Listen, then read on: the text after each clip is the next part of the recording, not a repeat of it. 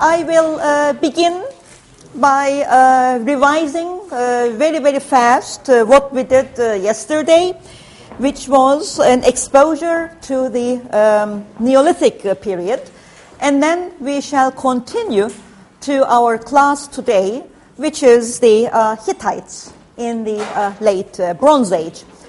In the very beginning of the class yesterday, I gave a message to you as students of architecture that you should always keep your eyes and ears open, whether you are in the bus, whether you're walking along the pavement, because you will always encounter extraordinary things. And for that, I showed you this example with a building in a bus stop, which has a door where the window should be, and where the window has a ladder allowing access. And I make no comment about that, except that it is noteworthy. The second message which I gave you is that knowledge is always expanding with new excavations, with new sources of knowledge, but it takes some time for that message, for that new knowledge to become incorporated into an accepted body of knowledge.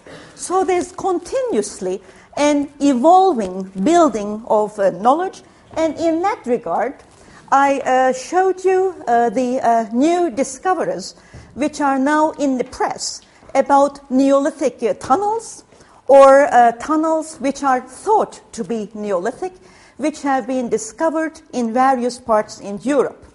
But it will take some time for this to become part of the accepted body of knowledge, but we owe the building of knowledge to discoveries like this. So another reason for you to keep your eyes and ears open and to read the newspapers and watch the TV.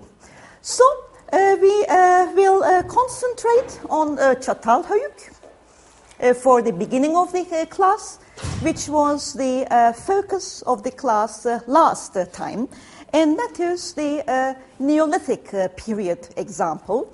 If we think of Turkey being home to European civilizations, Çatalhöyük provides one of the earliest instances going back to 6000 BC.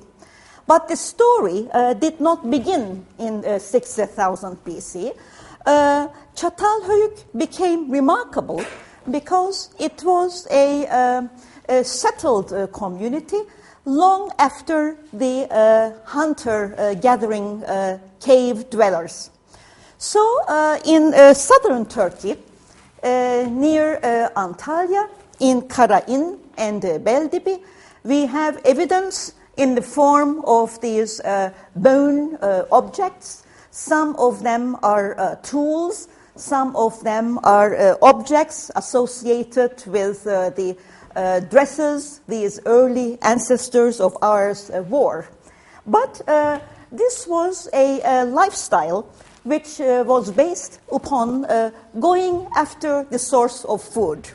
There was no settled life at that time. So whenever an animal to be hunted was discovered, then a team would be formed, and everybody would run after that animal. And as long as the food source lasted, the caves which were in the vicinity became the dwelling places. Needless to say, there was no cultivation either. There was no domestication of animals. So that's a very, very early stage. But for that, we have these evidences which I showed you yesterday.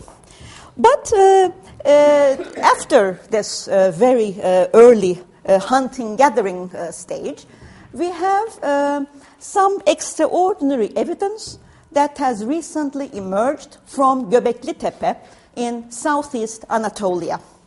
And we have a chart here which gives you a context in which to evaluate Göbekli Tepe as well as Çatalhöyük based on geological and historical time. When we look at geological time, we talk about very early ages, like 12,000 BC, when the Ice Age was beginning to retreat.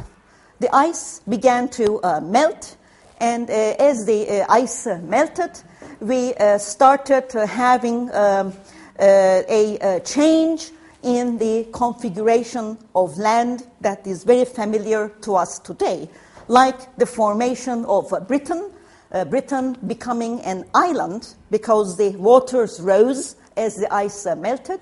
So Britain became an island, but that process took several thousand years. And part of this process is also the formation of the Black Sea, which became an internal body of water.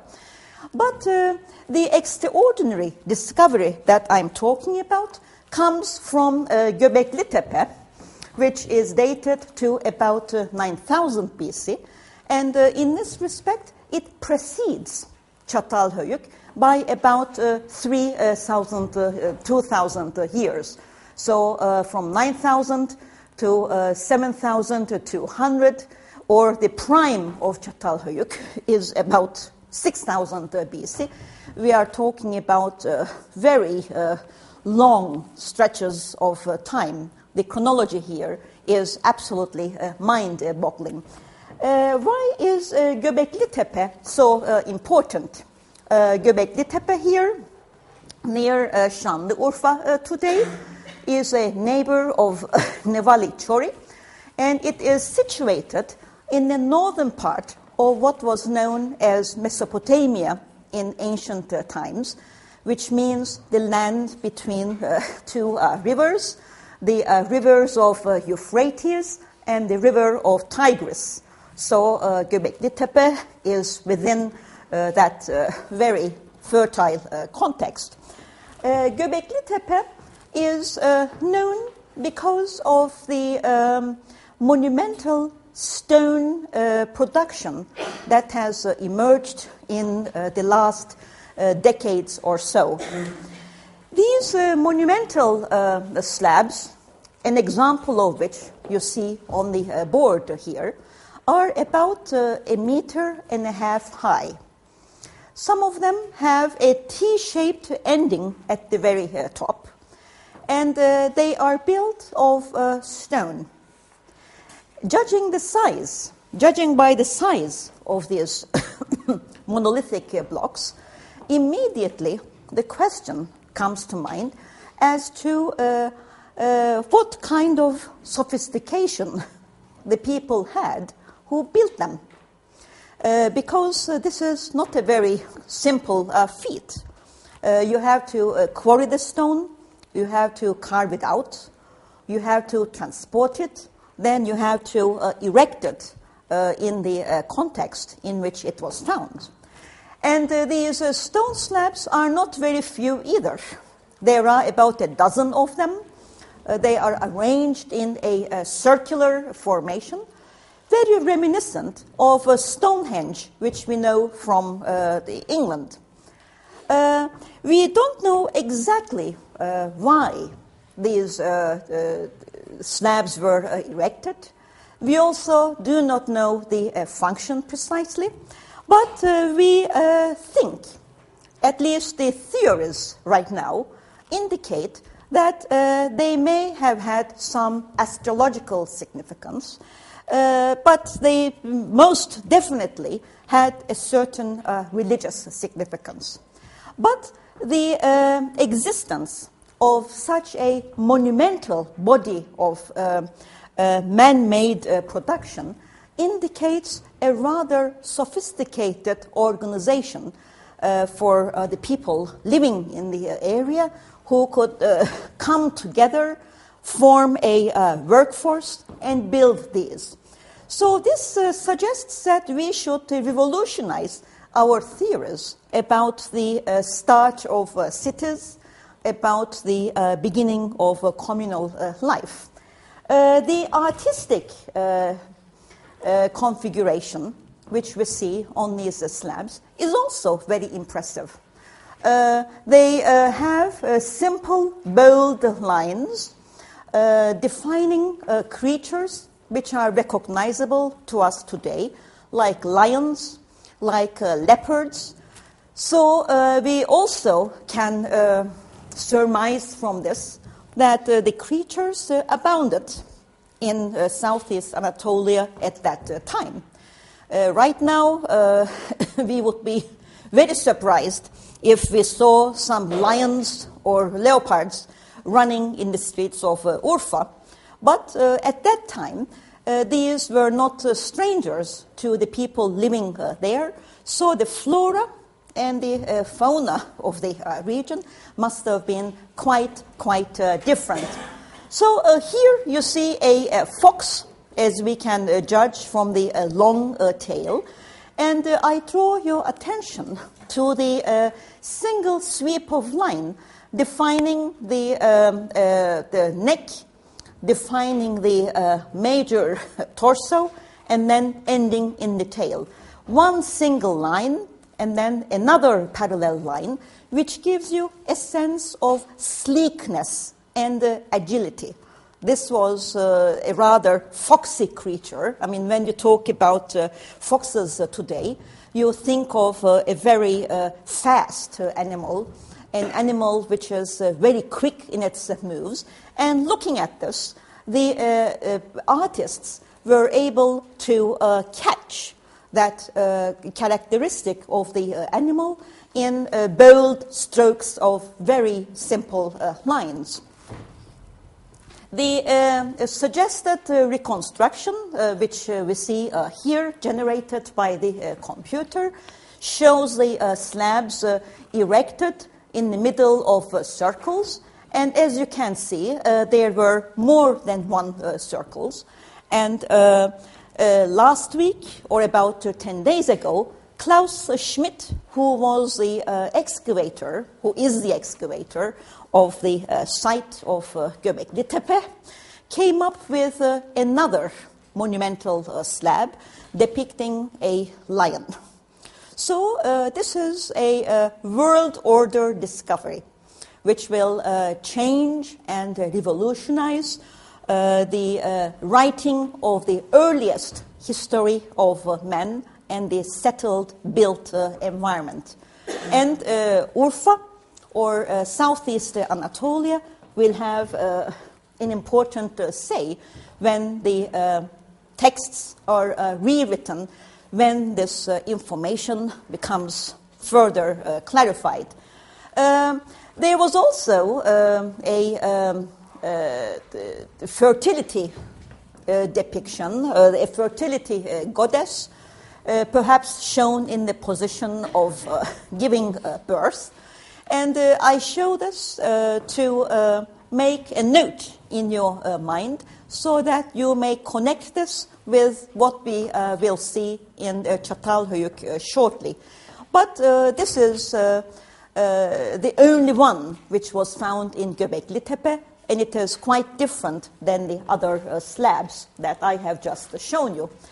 Then last class, in order for you to understand better how these discoveries were made, I gave you a little introduction into the science of archaeology, focusing on stratigraphy. And we said that sites which are excavated are very often höyüks. A höyük is a man-made mound. In other words, it is not a natural geological hill, but it is formed of layers of settlement, each of which is called a stratum. So through the stratigraphy, which is formed by a strata being laid one on top of the other, from the earliest to the latest, you get hills like this, which are called höyüks, and archaeologists try to excavate this scientifically by recording the different layers which exist in the höyük. These are done with the accompaniment of photographers, conservators, architects are very, very important. So you may have a summer practice working on an archaeological site in the recording of a Höyük. What you would probably do is assist in the creation of a topographical map which has a grid plan placing in context the different trenches, revealing and positioning the findings in those trenches. So you have to know what is in each trench. You have to know how high or how low it is so that you can delineate the different levels of civilization. And then you also need very fine recording to show the material remains, the walls, the garbage pits, and the locations of the other finds. So archaeology is a science of destruction if you don't record properly. Because as you can gather, in order to get to the lower level, you have to destroy the upper level.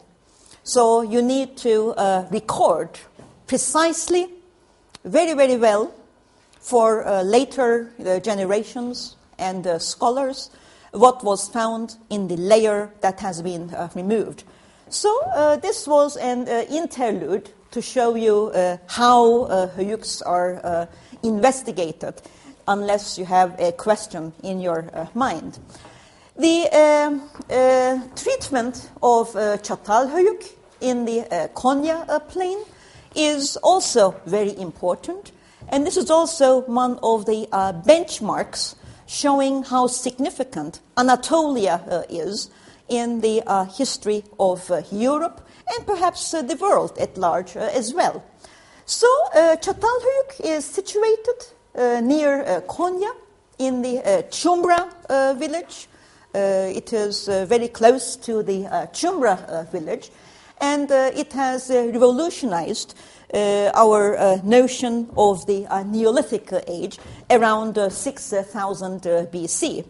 When the discoveries were first made by the British archaeologist Jim Mellard in the 50s, he had examined only about 2% of the site. So the information that came from just the 2% area of the twin Höyüks in Çatalhöyük was sufficient to revolutionize everything that was known until then. And even now, in history of architecture books, this archaeological information has found its place. But then there was an interruption in the studies, the field studies in Çatalhöyük, which have resumed since some years ago by another British archaeologist, Ian Hodder. So Ian Hodder is now trying to re-evaluate what Mellard had found in Çatalhöyük with newer technology and with the support of neighboring, finds in other sites of a similar chronology, in order to understand better and interpret better what was, found in Çatalhöyük. And no site can be useful on its own. And as I said at the very outset, the changing information will sometimes necessitate the rewriting of textbooks.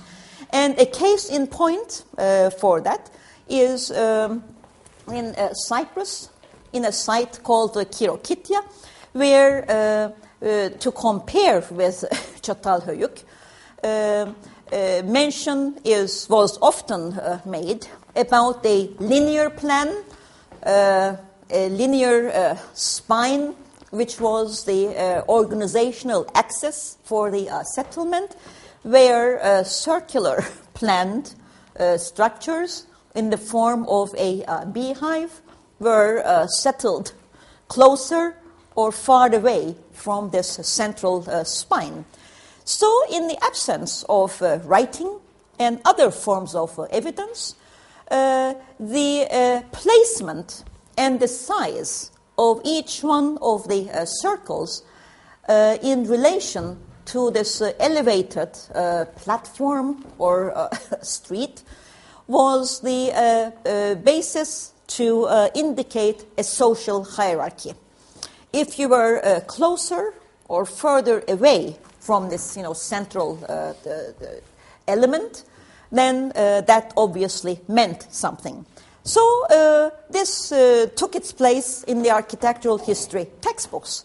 But now, with further excavations, with better technologies, we know that these houses were not beehived, and we know that this, which was previously interpreted as the street, is not a street.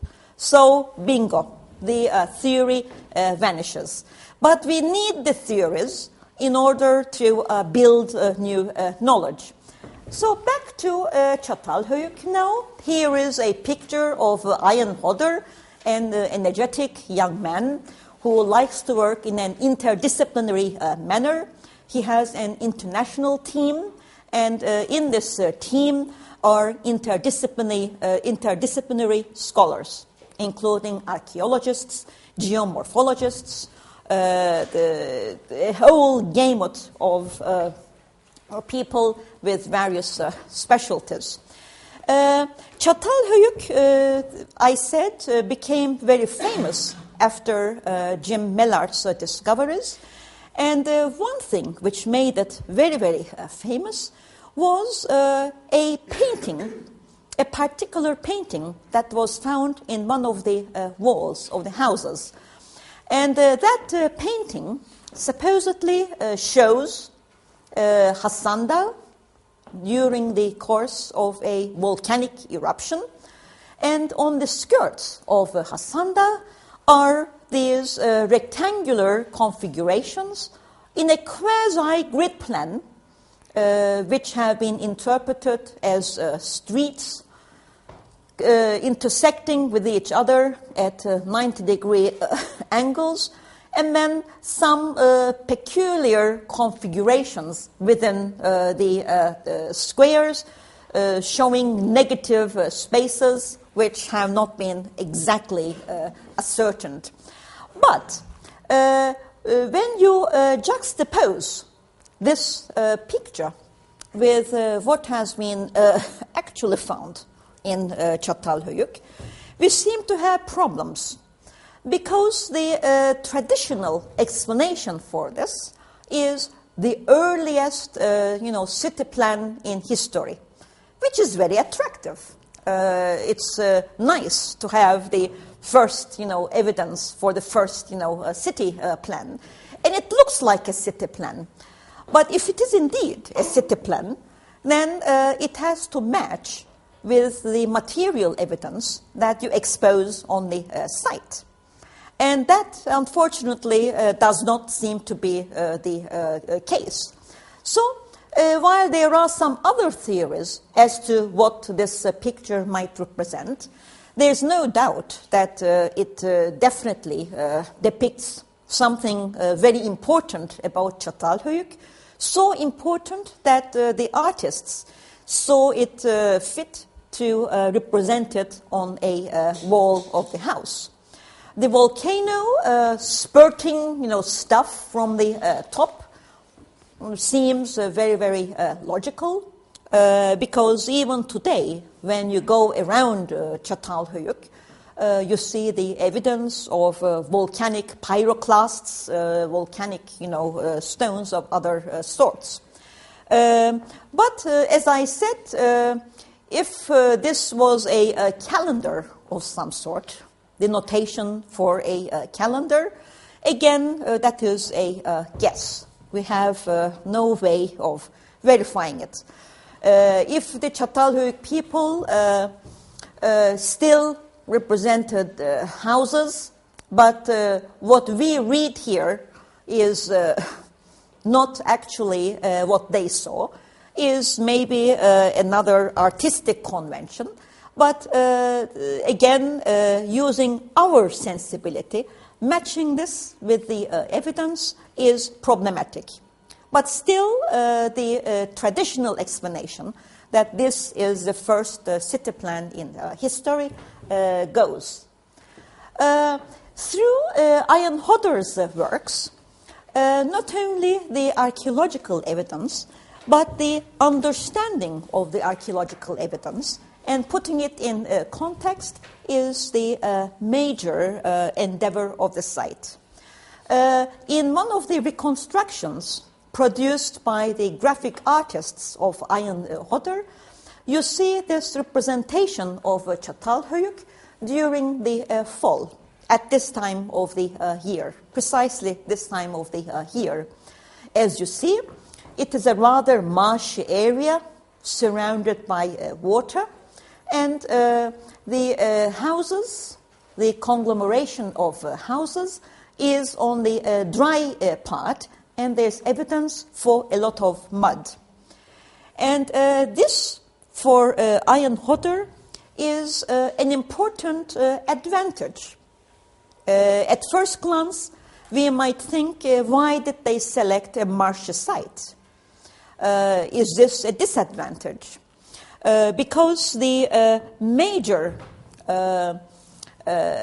characteristic for the outstanding position of Çatalhöyük is the proximity of Hasan And we do know that through these volcanic resources, obsidian was very important. And obsidian is one of the hardest natural substances that we know, from which many tools can be made. And if you want to be close to the source of obsidian, which we know they had a lot, then why not choose a drier site or a higher site? And according to Ian Hodder's explanation, this was chosen because it provides natural building material. The flooding produces mud with minerals for making mud brick. And when the waters recede, then you have a natural, nature-generated material there for building the walls of the houses with mud brick. It's an annual thing, and you will remember this when we look at the Egyptians and their life along the Nile River. A view of the höyük of Çatalhöyük here, one of the reconstructions that you see.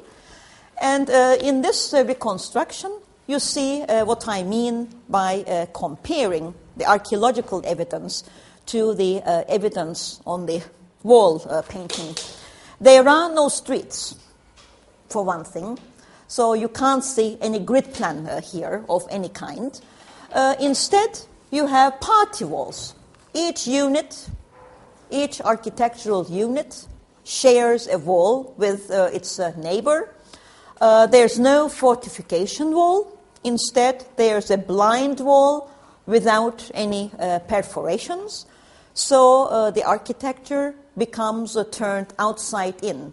It prevents, it creates the deaf, face to the exterior world, protecting itself. The circulation appears to take place from rooftops. You move from one rooftop to the next, and access to the interiors of the houses are through openings on these rooftops. And each opening had a ladder which was inside. So you would descend into the house, and then if you didn't want people to come into the house, you took away the ladder. The rooftops also doubled as areas for household industries to dry and to clean out agricultural products of different types of grain, which is done in the village houses even today. Looking at the plans of the houses that were created by Jim Mellard, the first thing that I would like to emphasize is that there's no architectural differentiation. Every single unit that you see, even though not identical with its neighbor, shares the absolute similar typology. They're all roughly rectangular, sometimes not very much in right angles. Each unit has platforms, and several units had paintings on the walls. But as I said last class, the units which did not reveal paintings actually had paintings which were not discovered by Jim Mellard because they had washed away. They were destroyed. But with more precise techniques, traces of paint have been discovered on these walls also. So the old theory that the painted units are shrines and the unpainted units are not shrines and older units also seems rather shaky at this point. But either there was no larger architecture for congregation, or it will emerge as the excavations continue. It's hard to say. Here's the unit of a house. Stone is not used. Mud bricks are used. There's a timber framework and plastering. The plaster and the whitewash is repeated annually because it's not very durable. And then there's a perforation on top, which also allows the smoke to escape from the hearths inside the houses, which were used for cooking and perhaps for heating as well. The paintings that I mentioned reveal several stories in addition to the volcanic landscape, which we saw in the Hassan Dağ's example. But most outstanding among them are these scenes of hunting. So if we use the logic of Hassan Dağ being represented in the wall of the houses, that same logic would seem to point to the fact that one way of overcoming something very, very powerful is to capture the spirit of that within your wall. So the terrorizing eruption of Hassan Dağ becomes less terrorizing if it is represented in the wall of the house. And with a similar logic, you see the huge scale of the hunted animal, the effort by many, many individuals taken to overcome the animal, and the depiction of a very dangerous act here. But if you capture the spirit of the animal through painting in the wall of your house, then you may have good luck, or you may have the mental state. You become accustomed to embark upon this very dangerous act. So in this regard, paint and painting becomes important. When you make these depictions on the walls of the houses, you know that you are utilizing paint for a rather special purpose. So it is not surprising that in the earlier part, in the same period when these paintings were found on the walls, the pottery that was found within the units are not painted. They are monochrome. Then we saw a series of other depictions, like the birth-giving mother goddess, accompanied by figurines, freestanding figurines, which all point to, again, religious significance, religion having a rather significant hold on the daily lives of the people. Another religious attitude is a funerary depiction, seen with decapitated humans and vultures, giving us some evidence about the funerary beliefs and the practices after death, which I talked about yesterday in the class. There are also bulls, horns of consecration through the heads of the bulls mounted on the walls in juxtaposition with the fertility symbols of the birth scenes. When we look at the general spread, the incidence of the fertility symbols, that is the mother goddess, the scenes of giving birth, we understand that the mother goddess was quite an important force and a phenomenon in the early Neolithic houses of Çatalhöyük. One example which I showed is this tiny little figurine, which is quite powerful in the impact it makes, despite its small size. It's about, that big, fitting into a case in the Anatolian Civilizations Museum. This is hardly an Aphrodite. You would not call her a beautiful woman. She is not an object to be contemplated for her beauty. On the contrary, she stands with her massive strength. She gives confidence with her heavy buttocks, and then her life-giving aspects, like the breasts, are delineated. They are shown where even the mouth is not shown. So we understand that reproduction, the nurturing of life, was quite important to show as a detail in these figures. The most famous of these figurines is the seated mother goddess. Her command over nature is suggested by the escort of wild animals on both sides. So she commands over nature as well, because she has as her consort these wild animals. But she is the grand life giver.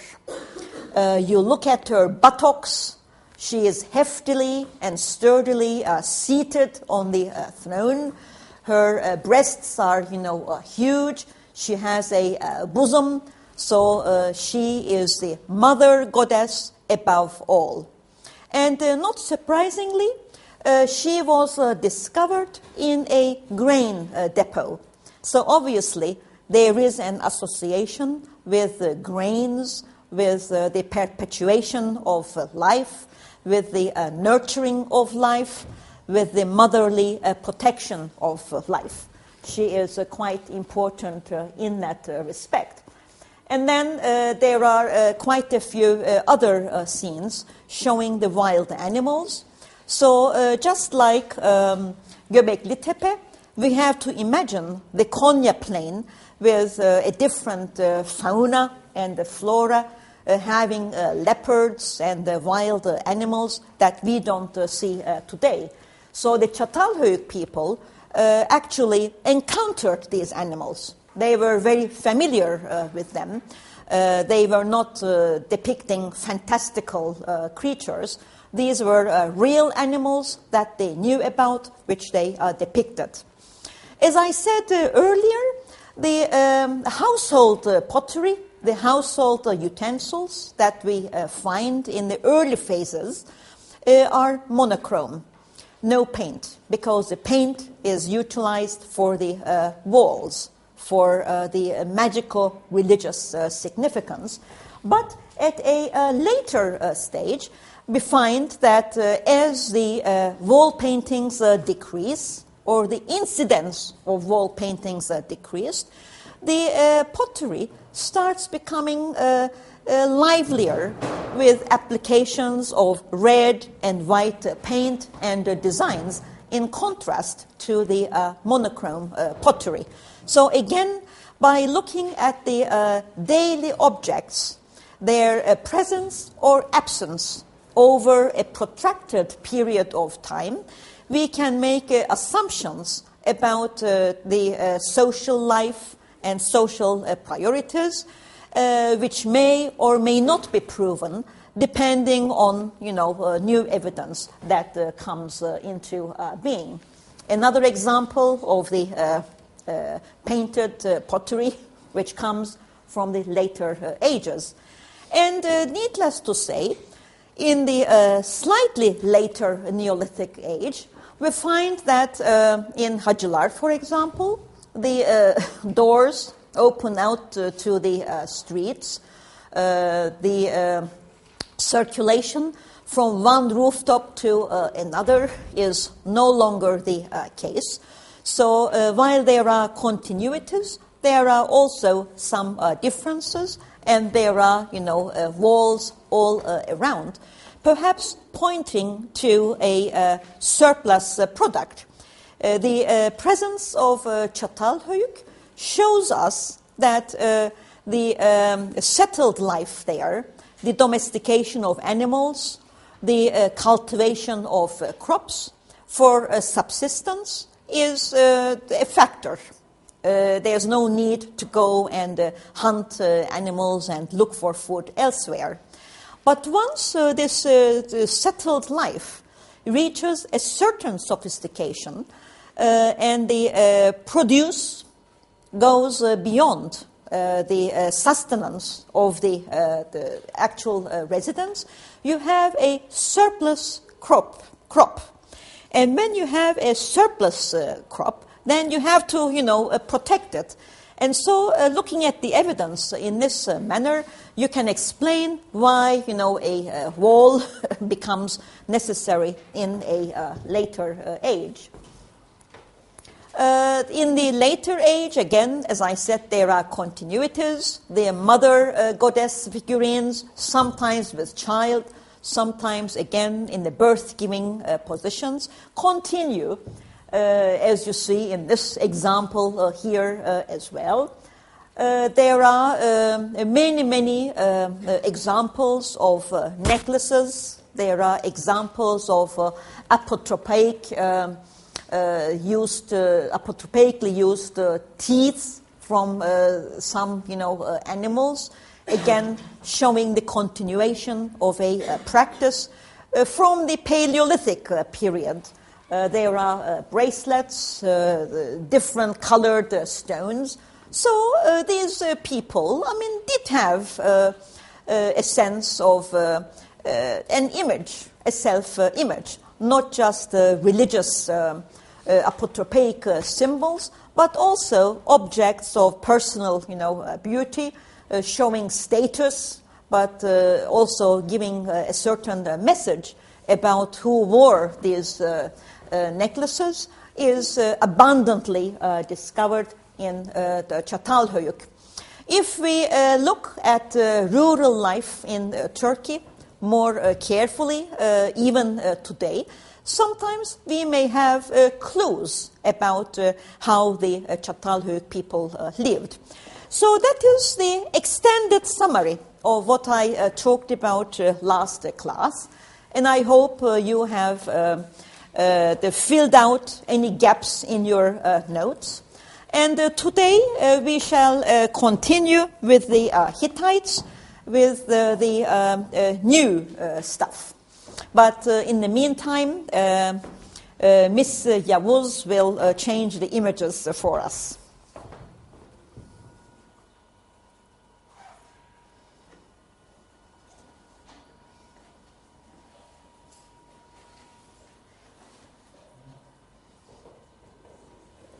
Thank you, Ms. Yavuz. So, we had talked about Çatalhöyük, the central Anatolia, 6000 BC, and now we make an enormous chronological link. And we go to the Bronze Age, and we will talk about the central Anatolia again, but we will talk about the Hittites with their capital in Hattusha. So we are slightly north of Çatalhöyük here, but we are still in central Anatolia. The locations of Yazılıkaya, very close to Hattusha, and Alacahöyük here, which are two sites I shall briefly mention, are also depicted on the map here. The Hittites appeared on the stage with a powerful kingdom around 1600 BC.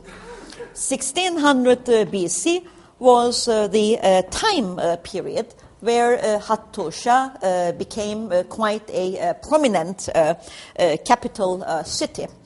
But the Hittites did not emerge all of a sudden. There was a continuous, existence since Çatalhöyük. There were various indigenous people living in Anatolia at the time. And among these were also the Hatti, Hatti, who were the ancestors of the Hittites. And usually, when we talk about the Hittites today in the popular knowledge, we seem to mix the Hatti with the Hittites, but the Hatti were earlier. And around the third millennium BC, around 2500 BC or so, groups of Indo-European people started coming in from Europe, from the West. And these Indo-European people mixed with the Hatti and the other, indigenous people. And then the Hittite Empire was gradually formed. So the formation of the Hittite Empire indicates the coming together of several local and synthesized civilizations under one central rule. And when we look at the evidence of the Hittites, especially when we look at their religious history, the range of the gods, the pantheon of the gods, sometimes in the popular literature it is said the Hittites had the land of 1,000 gods. Perhaps they didn't have 1,000 gods, but having the syncretization of different local gods, sometimes the same gods known with different names, or local gods with slightly different attributes, all became combined in the pantheon of the Hittites. So that is why they are usually associated with many, many gods in this respect. So when we talk about the early Bronze Age, we have to think of Anatolia as quite an active, land, because in northwest Anatolia, in Troy, discoveries have yielded gold objects like this one. But especially important for us are the tombs from Alacahöyük, which I just showed on the map, which belong to the Hatti kings from around 3000 BC to 2500 BC, which have revealed many gold objects as offerings and funerary gifts in the tombs, as well as evidence of standards, asa. And these religious standards had symbols of the pantheon of gods on top of them. And in 1973, a sculptor, a Turkish sculptor, Nusret Suman, monumentalized one of those standards that we see in the Anatolian Civilizations Museum. There are many different varieties of these. And then he built this monumental sculpture in Scythia, which shows a course, a circle indicating the universe, which rises above horns of consecration, the horns of bulls. And here I draw your attention to the horns of consecration we saw in 6000 BC in Çatalhöyük. So even though they change character, several beliefs seem to continue in disguised or rather conspicuous forms. You may also have been told tales when you were children by your grandparents, which says that the world is supported on the horns of a bull, and if the bull is angry and shakes the horns, there is an earthquake. So we can say that there is a distillation of the story, a kind of lost meaning, the trace of which we have lost, that comes even to our times. But suffice it to say that this the symbol here indicates an indigenous civilization of Anatolia, and I think it's quite an appropriate symbol to represent, Ankara, and this is my contribution to the recent debate which is going on about what the logo for Ankara should be. I think it is more appropriate than a cat or some of the other, symbols. Anyway, so in the Haughty Graves, which were found in Alacahöyük, several of these standards representing animal gods, probably, like stags with silver inlay, have been found. These were standards like this, a standard or a stick, and then on top would be one of these objects, and the standards have since then disappeared. Another example is here, showing a rather stylized version of a stag in this instance. There are lots of bulls and stags, all done in a rather diluted fashion. When you look at these figures, in a rather similar way to the Göbekli Tepe artist, you will notice that the animals have an artistic representation. In other words, the stag here has a rather the imaginative proportion. I doubt the neck is that high. And then you look at the proportions of the legs and the torso. Some of the proportioning has been played with in order to give an artistic the appearance to the figure, complemented with the silver inlays here. Look at the stylized head here, the stylized horns, and their juxtaposition with the rest of the body. There are several of these, together with other silver objects, which were at the head of standards. So we are talking about a people who were very skillful with metalworking. They could work bronze, they could work silver, they could work gold, and the objects which we find in these tombs are the best that the artists could produce. They are not daily objects, because the tomb gifts were usually produced for the tombs.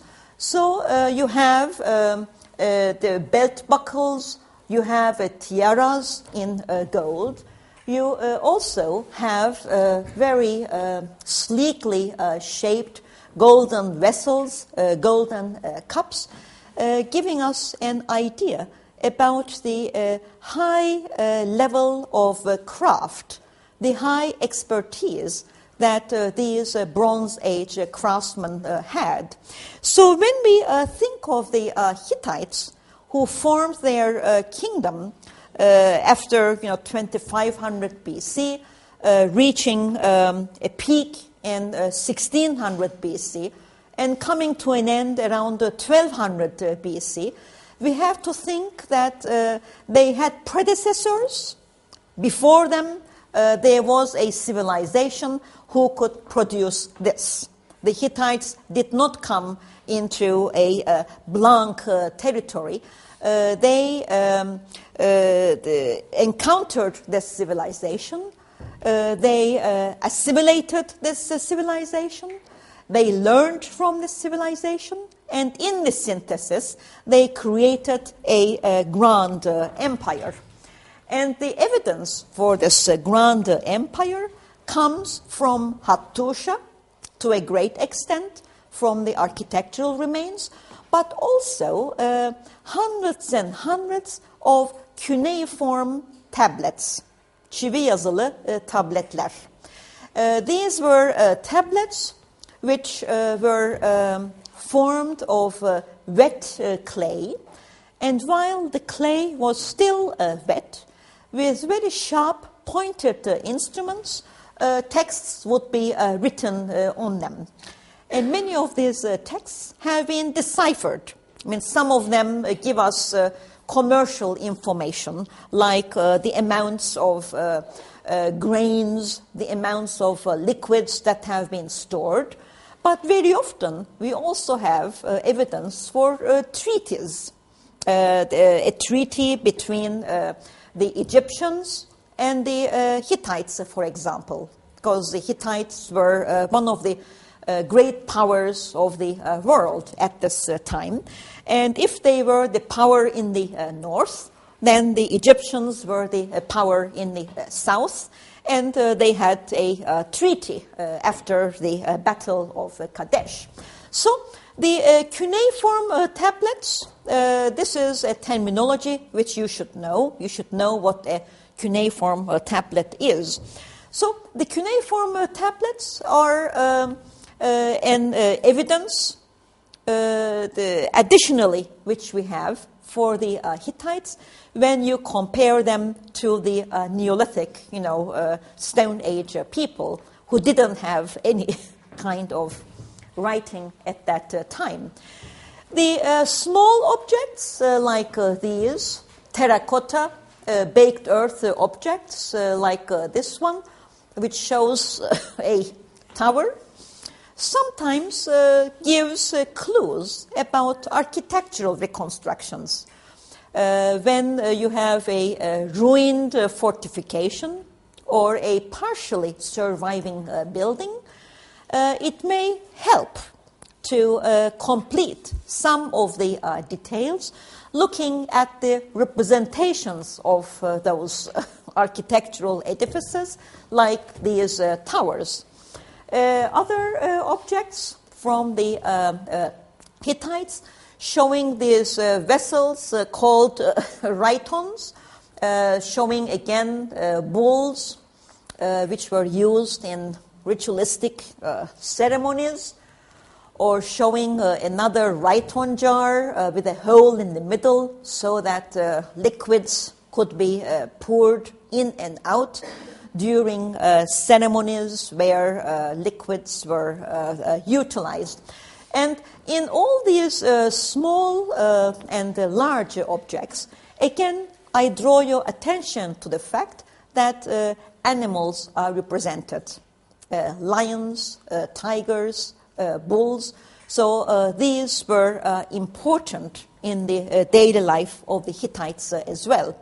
So when we look at the political structure of the Hittites, having created a great empire, tying various territories under their rule, unifying Anatolia, we have to think that despite this achievement, the age-old characteristics of surviving together with nature and utilizing nature as a source of religion is still continuing even in the imperial times. And this is an important message, I think, especially for architects, in that we should treat nature with more respect. We should not fight nature. We have to learn from civilizations, past civilizations like the Hittites, in order to have a more harmonious marriage with nature in which we live together. The objects of the Hittites, despite the monumental architecture that they created, despite the creation of artifacts which indicate religious beliefs, also inspire, again, through utilizing nature, some beautiful artistic objects. When you look at this jar here, you perhaps may not immediately think of an animal, because there is no animal depicted here. This is a rather abstract representation of a stylized bird beak. In Turkish, gaga ağızlı testi. And so this elongated, the spout here represents the beak of a bird, and the thin, bold lines here, paying attention to the center of gravity. Look at how tiny the base of the jar is. It stands without toppling over, without wobbling, despite the wide, bulging belly, and despite these extended parts of the handle and the beak. So again, the very diluted abstract aesthetic, which interprets and reinterprets the image and consciousness of the animal into the jar like this one, shows the affinity of nature penetrating into the daily lives of the Hittites through objects like this. So there's a meaning in the life, in feeling nature in every part of their life. But when we look at the religious practice of the Hittites, not only in Hattusha, not only in Yazılıkaya, very close to Hattusha, but elsewhere, close to Manisa, for example, we are immediately struck by the presence of the open sky. The Hittites were truly married with nature. They created a monumental military architecture surrounding their capital with very strong fortifications. But even in that, they utilized first what nature had to offer, the base of the strong rock, and then as if it grows from the rock, they build the man-made part strategically on top of the rock. Well, this is derived partly from their religious beliefs, which centralizes and organizes nature for worshipping. So this shrine here, if you look carefully, shows natural rock, raw, rough, rock, under the open sky, the sky of the universe. And then you have the carving of a monumental sculpture there, with the vegetation growing, and there's also a source of water. So, worshipping nature in these semi-open sites by having monumental rock-cut reliefs shows a certain expertise. I mean, you need the proper tools to carve the rock. I mean, these are monumental sculptures, but they also show respect to nature and an awareness of what nature provides, which is part of the basis of the religion.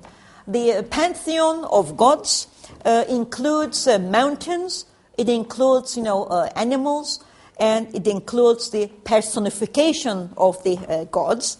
And of course, not surprisingly, it includes the forests, the water, and the rock in the sacred shrines. The most impressive of these shrines is the so-called Yazılıkaya here. Yazılıkaya is a modern appellation because it has carvings on the rocks. We don't know what the Hittites called this, but they certainly did not call it Yazılıkaya. When we look at Yazılıkaya, we are immediately struck by two things in the light of what I have just said. The impact and domineering presence of nature. So this gray area that you see here is the natural rock. The natural rock pretty much left in its natural state and being open to the sky. So the juxtaposition of the rocks reveal open areas, and those open areas are carved with a series of reliefs, rock-carved reliefs, showing the gods of the Hittite pantheon. So when the worshipping took place here, it was done in the accompaniment of the ceremony of the depicted gods overseeing the real people inside. And when you look at this man-made part here, that has absolutely nothing to do with the most sacred space itself. This is the annex, the man-built area, a rather complicated guard room, and then you have a progression from the profane into gradually the more sacred. In a courtyard here, you have a little pool with an ablution basin so that you can purify yourself before you enter the presence of the gods. And then there are storage rooms and various rooms for the religious attendants. But the actual sacred area was the area open to the sky in the company of the rocks. But even with this man-made area, I draw your attention to a very significant aspect of Hittite architecture, and that is the lack of symmetry. The Hittites utilized symmetry very seldom, usually in the context of the entrance gates or guard posts.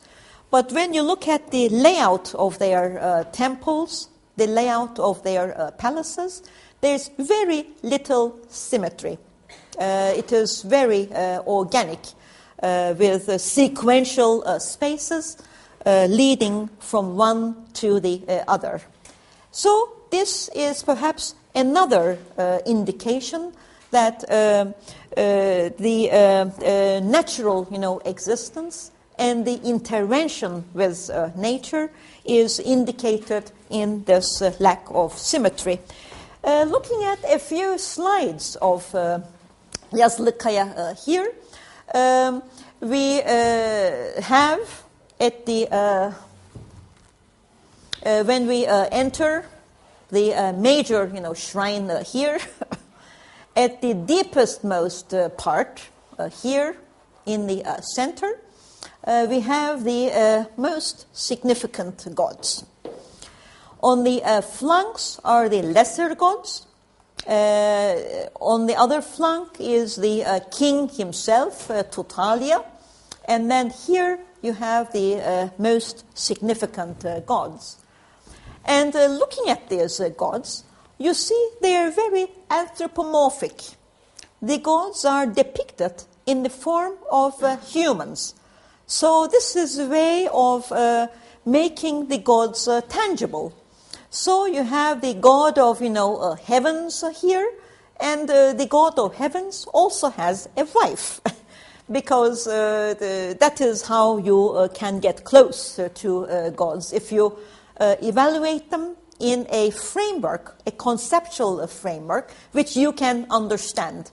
So you have the god of, heavens, the Teshub, and then you have his wife, who is known under different names. Sometimes she is Hepatu, sometimes she is Arinna, and all these different names for the same god or goddess show the different local cultures which came combined and synthesized all together under the political, the framework of the Hittites. So the god of heavens is standing on top of two mountains, Nanni and Hazzi. You don't need to remember these names. But the mountains are personified. And you might find it very interesting that one of these mountains is in Antakya, Mount Cassius, because the Hittite, territory, had certain landmarks, and these landmarks were respected as natural landmarks. So, to understand those mountains, you have the god, rising above those mountains. And then you have the god, Sharuma here, and then the various gods have their symbols. So they were clearly identifiable, but all are linked with nature. And even today, when you come to Yazlıkaya, you are struck by the very rugged, rough, and still seemingly untouched appearance of the rock. It must have been even more impressive for the Hittites. So we are going through this sort of rugged part. The annexes, the built parts have largely disappeared today. So we can't see those. Perhaps it is better not to see them.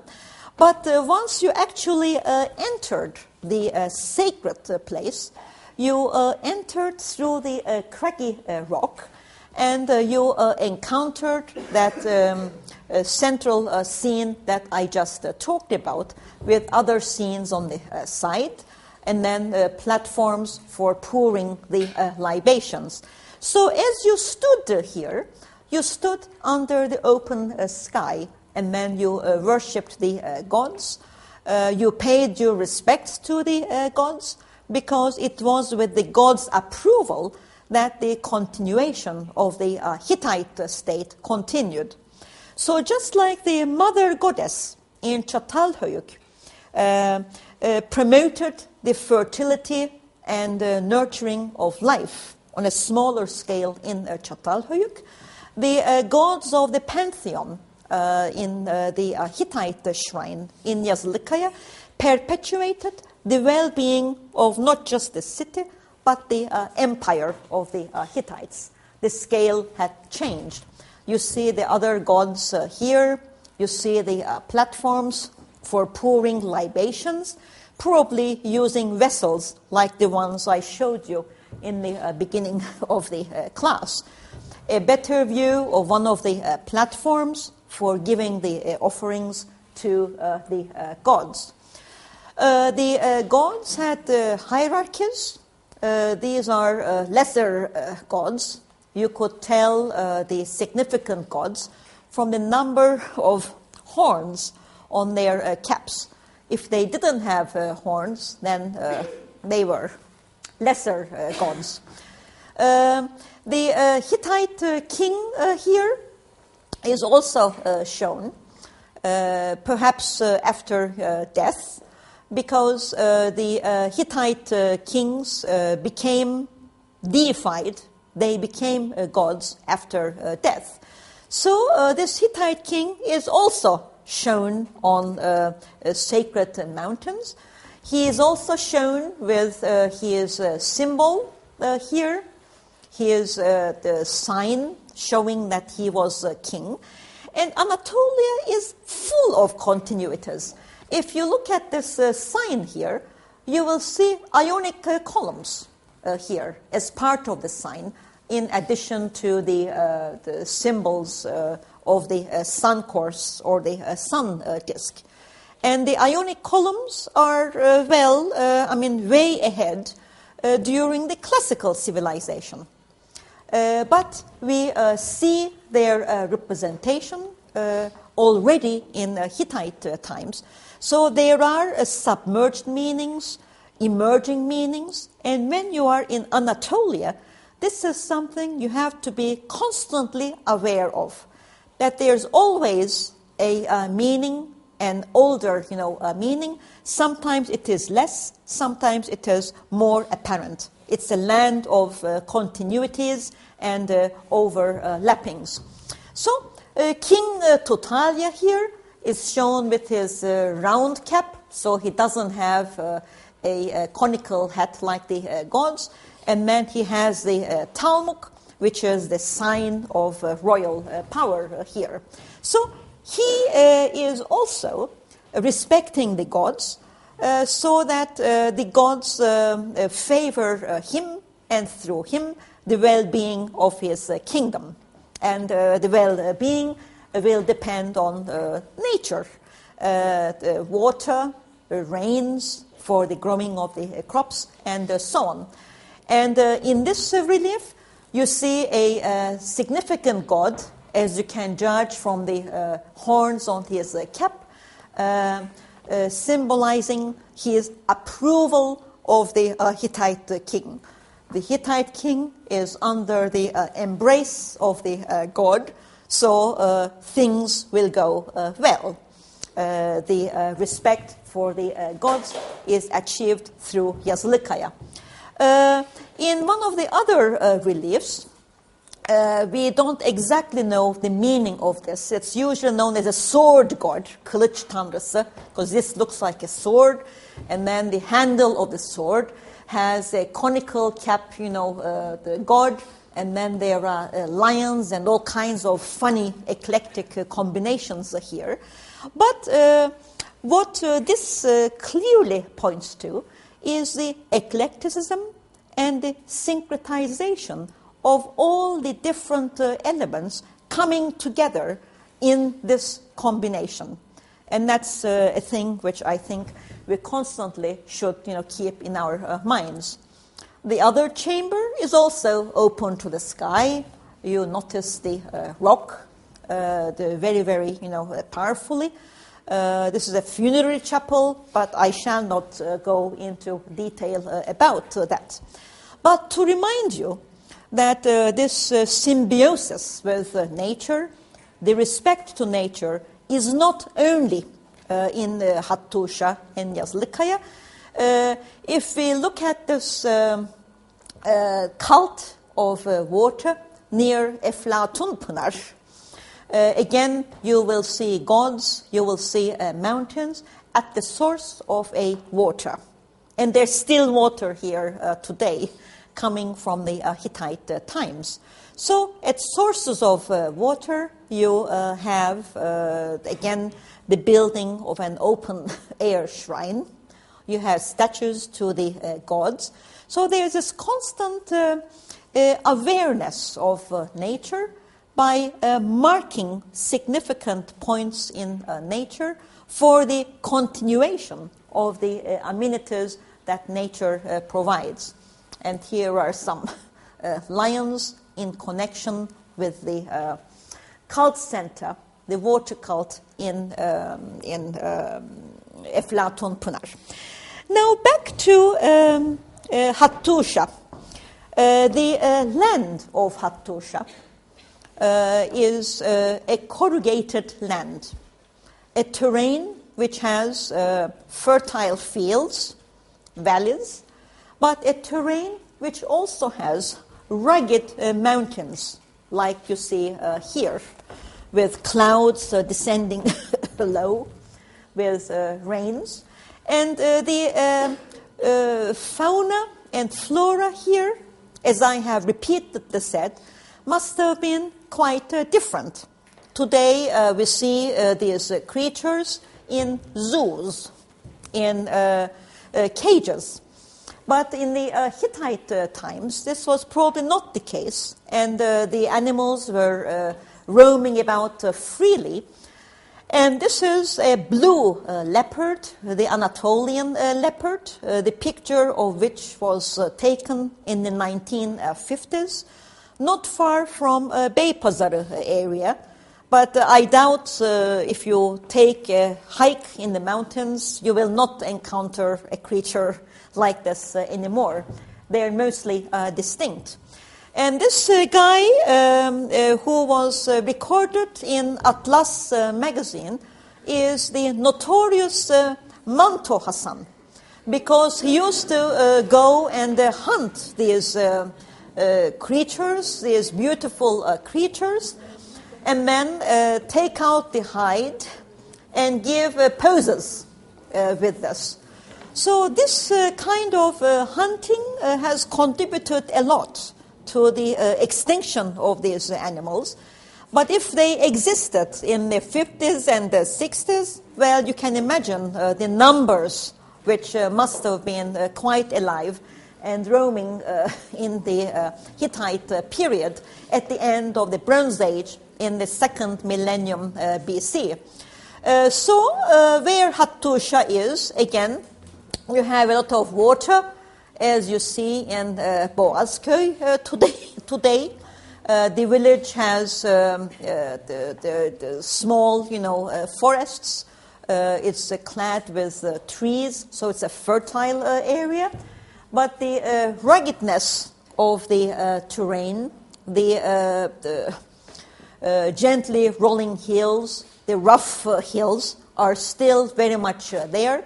So when you are visiting Boğazköy, here and there you see traces of the Hittite monumental architecture, which is better recognized today because it looks as if it is growing out of the rock, out of the land. So you have to look very carefully. I mean, here you see natural hills, but if you look more carefully, you will see that at the edge there's actually a man-made structure.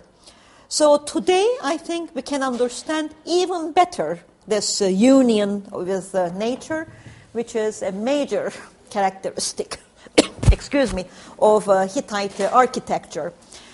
So I shall briefly mention the plan before we depart. The terrain is quite rough, as you see, where the contours are very steep. The natural protection has been left exactly as it is. Where the topography is becoming gentler, then it is fortified with man-made architecture, a series of strong walls, consolidated with towers, and it is penetrated by fortified gates. And the city, with all the temples, there are about 40 temples, they're all within the wall. And then the palaces of the kings is a fortification within the fortification, and a major temple to the weather gods is noticeable with its asymmetric architecture. It is also within the fortifications. So even looking at this plan, you see walls, fortification walls that extend about 7 kilometers. The respect to nature, the marriage with nature, despite the monumental architecture, is very, very noticeable. You go with the land. You don't fight the land. You take what the land has to offer and you enhance what the natural characteristics, what the natural architecture is, and the man-built architecture goes hand in hand with that, which is very much in keeping with the Hittite understanding and respect of nature. So, looking at the southern part of the fortifications, we are looking at the southern part from the outside. The inside is beyond. You see a hill which is further fortified with what we call a glacis, Glacis. It's a sloping area built of fist-sized stones, creating a slope which became very slippery if you threw slippery liquids on top. And then on top of that was a stone foundation with towers, and on top of this stone foundation was a mud brick wall, which doesn't survive very much today. And when you look at the natural rock here and then the glacis, you can see that nature continues. It's as if the man-made part grows out of the natural rock. It's as if the natural rock is extended in the man-made part. And it is visible from many kilometers away. So the fortification is not just a fortification to defend the city, but it is also an image. I mean, it is impressive. And this white, fortification in the southern part, growing out of the natural rock, creates a strong image about the empire. This is the wall of the capital city. And you would think twice about attacking it because it looks so impressive. And the image is as important as the actual thing in this regard. And for the gates, they use what we call Cyclopean Masonry, Cyplopean, and this is a term you should definitely know. And the Cyclopean Masonry is a masonry which is monumental. Each block is huge. It is not rectangular. It is polygonal. And it fits with the weight of gravity, with its own weight. There's no binding substance. There's no cement of any kind.